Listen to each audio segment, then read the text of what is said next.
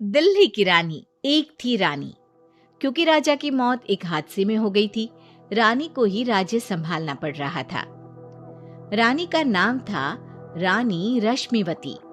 रानी ईमानदार थी और प्रजा की सेवा में लगी रहती थी। एक दिन उसके दरबार में 3 नौजवान आए, रमेश, सुरेश और दिनेश। कहो, क्या सहायता कर सकती हूँ मैं तुम्हारी? हम आपके दरबार में काम करना चाहते हैं ताकि जनता की सेवा कर सके। लेकिन अभी तो तुम्हारी उम्र बहुत छोटी है। तुम लोगों को तो अभी अपनी पढ़ाई पर ध्यान देना चाहिए। हमारा मन पढ़ाई में नहीं लगता। माता पिता को लगता है कि हम किसी के लायक नहीं हैं और हम साबित करना चाहते हैं कि हम लायक हैं। उत्साह बहुत अच्छा है, मगर अभी उम्र कच्ची है तुम लोगों की। अरे उम्र से क्या होता है रानी जी? शास्त्रों में लिखा है कभी किसी के ज्ञान को उसकी उम्र के आधार पर नहीं देखना चाहिए। बात तो सही है तुम्हारी। और अगर सच में तुम अगर ये संकल्प करके आए हो कि तुमको यहाँ काम करना है, तो पहले परीक्षा देनी पड़ेगी। 3 परीक्षा, एक शारीरिक परीक्षा, एक बुद्धि की परीक्षा और एक देशभक्ति की परीक्षा। और ये क्या है? वो मंत्री महोदय तुम्हें समझा देंगे। हमारे पास समय नहीं है। अगर तुम लोग तैयार हो तो बताओ। हाँ, हम तैयार है किसी भी परीक्षा के लिए। मैं भी तैयार हूँ कुछ भी कर गुजरने के लिए। तो ठीक है मंत्री जी, आप इन तीनों की परीक्षा कल से ही शुरू कर दीजिए। जो आ गया रानी साहिबा। अगले दिन से ही तीनों की परीक्षा शुरू हो जाती है। पहले शारीरिक परीक्षा, यानी किस में कितना है दम, ये देखेंगे हम।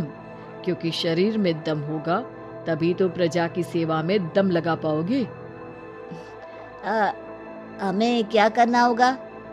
वो पेड़ दिख रहा है, जो सबसे पहले चढ़ेगा उस पे दरबार में नौकरी पाने के अवसर उसी के बढ़ जाएंगे। मैं चढ़ता हूँ। अरे रुको रुको, गिनती गिनने दो। 1, 2, 3। 3 की गिनती के बाद रमेश और सुरेश भागकर पेड़ के पास गए, मगर दिनेश आराम से पेड़ के पास गया। जैसे ही रमेश और सुरेश आधे पेड़ तक चढ़ गए, दिनेश ने उन दोनों की टांग पकड़ के उन्हें नीचे गिरा दिया और खुद पेड़ पर चढ़ गया। दिनेश की जीत हुई। अरे लेकिन इसने बेईमानी की। बेईमानी नहीं की, बुद्धि लगाई। शरीर के दम के साथ दिमाग में भी दम होना चाहिए। क्यों मंत्री जी? हाँ, बात तो तुम्हारी सही है। लेकिन बात अगर बुद्धि की है तो बुद्धि की असली परीक्षा हम कल लेंगे। शाम को जाकर मंत्री रानी को सब बता देते हैं। यानी दिनेश उन सब में ज्यादा होशियार है। जी रानी साहिबा। अगले दिन तीनों की बौद्धिक परीक्षा का समय होता है। आज हमें क्या करना है मंत्री जी?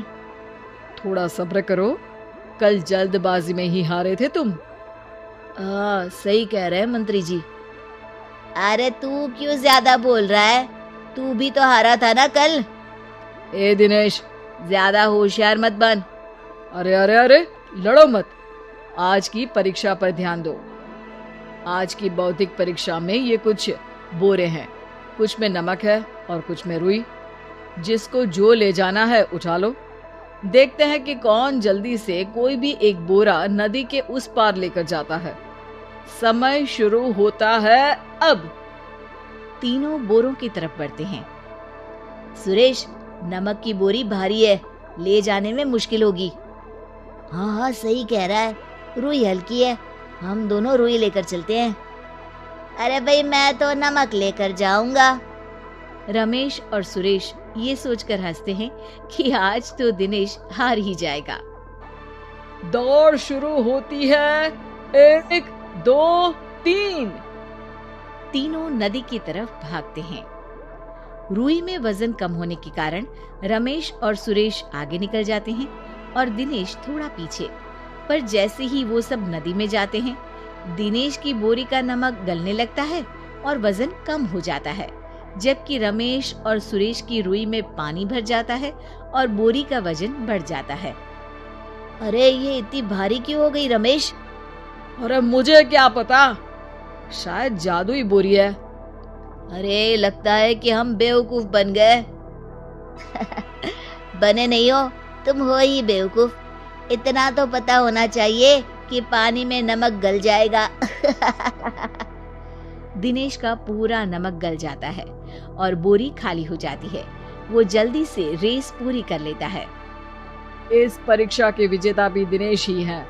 उसने दिमाग लगाकर दिखा दिया कि वो बौद्धिक परीक्षा में भी रमेश और सुरेश से आगे है। अब कल तुम्हारी देशभक्ति की परीक्षा होगी, जो स्वयं रानी माँ लेंगी। रात को फिर मंत्री रानी के पास जाकर बता देते हैं कि आज की परीक्षा में कैसे दिनेश ने अक्लमंदी दिखाई और बौद्धिक परीक्षा में भी उसी की जीत हुई। अरे वाह, दिनेश तो हमारे बहुत काम आ सकता है। हम उत्साहित हैं कल की परीक्षा के लिए। वो तो ठीक है रानी साहिबा, लेकिन हमने सुना है कि पड़ोसी राज्य का राजा आकाशदीप हमारे राज्य की सीमा में घुसपैठ कर रहा है। ये तो चिंता की बात है, हमें जल्द ही कुछ करना चाहिए। अगले दिन रमेश, सुरेश और दिनेश अपनी आखिरी देशभक्ति की परीक्षा के लिए दरबार में आते हैं। प्रणाम रानी साहिबा। नमस्कार रानी जी। प्रणाम रानी माँ। हमने तुम्हारी परीक्षा पर गौर किया। दिनेश आगे हैं। हम तुम तीनों में से किसी दो को ही दरबार में काम दे सकते हैं। किसी एक को आज जाना होगा। तो देशभक्ति की परीक्षा के लिए तैयार हो? पूरी तरह से। मैं तीनों से एक ही सवाल करूंगी। जिसका जवाब सबसे सही लगेगा उसे तो नौकरी मिल ही जाएगी। फिर दूसरे सबसे सही जवाब देने वाले को भी काम मिलेगा। आप लोगों का समय शुरू होता है अब। ज्यादा सोचने का समय नहीं होगा। जो मन में पहली बात आए उसका जवाब दे। तो सवाल ये है कि तुम इस मिट्टी के लिए क्या कर सकते हो? मैं इस मिट्टी को साफ रखूंगा।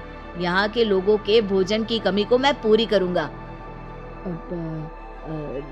मैं यहाँ के लोगों को गले लगा लगा के उनको खुशी दूंगा रानी माँ, और गरीबों के लिए घर बनवाऊंगा। मैं इस मिट्टी के लिए किसी की जान भी ले सकता हूँ रानी माँ। मंत्री, दिनेश को एक तलवार दो। जी रानी जी। दिनेश, पड़ोसी राज आकाशदीप की जान तुम्हारे हाथ में है। जाओ, अपना काम पूरा करो। आज रात को तुम उस पर हमला करोगे जब वो सो रहा होगा। दिनेश वहां से चला जाता है। रानी माँ, ये आपने क्या किया? अभी किया नहीं है मंत्री जी। आप आकाशदीप को संदेशा भिजवाओ कि पड़ोसी देश का एक कातिल रात को उन पे हमला करेगा और दिनेश को पकड़वा दो। अरे ये आप क्या कह रही हैं? और क्यों कर रही हैं आप ऐसा?